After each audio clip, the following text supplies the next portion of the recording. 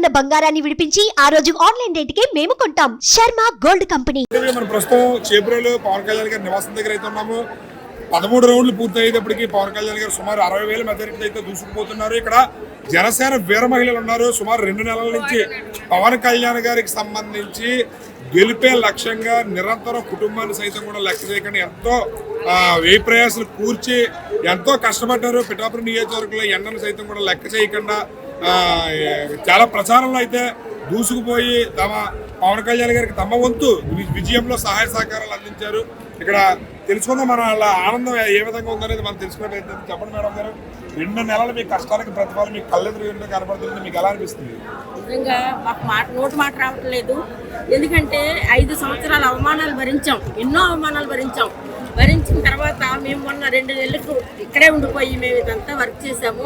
చాలా ఆనందంగా ఉంది. 2 రోజుల క్రితం కూడా మేము అందరము కూడా ప్రతి గుడికి తిరిగి పూజలు చేయించి, అంటే మా పవన్ కళ్యాణ్ గారు మంచి మెజార్టీ 1,00,000 మెజార్టీతో రావాలనుకున్నాం. మా కోరిక నెరవేరింది. పవన్ కళ్యాణ్ గారు ఈ రోజుని కూటమి వచ్చిందంటే మా పవన్ కళ్యాణ్ గారే కారణం. ఆ కూటమి కలిసి మొత్తం అందరూ కూడా మంచి పరిపాలన ఇవ్వాలి అని చెప్పేసి అనుకుంటున్నాము. రాక్షస పరిపాలన పోవాలి అనుకున్నా పోగొట్టేశాము. ప్రతిపక్షం కూడా లేకుండా చేశాము. అది మా పవన్ కళ్యాణ్ గారి వల్లే జరిగింది.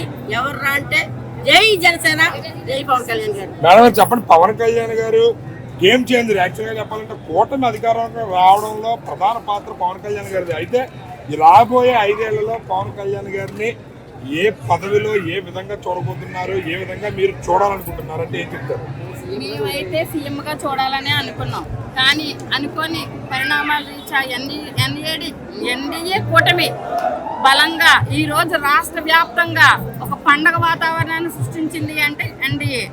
దానికి ముఖ్య కారణం పవన్ కళ్యాణ్ గారు. పవన్ కళ్యాణ్ గారు సీఎం అవ్వాలనుకున్నాం, కానీ అంతకు మించి ఇదిలో ఆయన ఉంటారని మేము అనుకుంటున్నాం. Hello AP, by by YCP. మాట్లాడతారా? చెప్పండి, పవన్ కళ్యాణ్ గారు విక్టరీ దాదాపు 60,000 పైన మెజారిటీతో దూసుకెళ్తున్నారు. మీకు ఎలా అనిపిస్తుంది? అంటే పవన్ కళ్యాణ్ గారు విజయం దగ్గర నుంచి చూస్తున్నారు కదా, ఎలా అనిపిస్తుంది?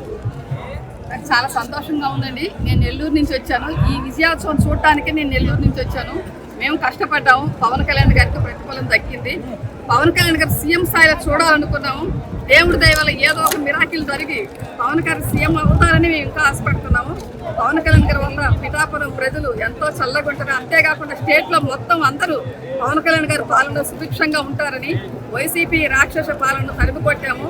2024లో వైసీపీ విముక్త ఆంధ్రప్రదేశ్ సాధిస్తామన్నాము, సాధించాము. చాలా సంతోషంగా ఉంది. జై హింద్, జై జనసేన.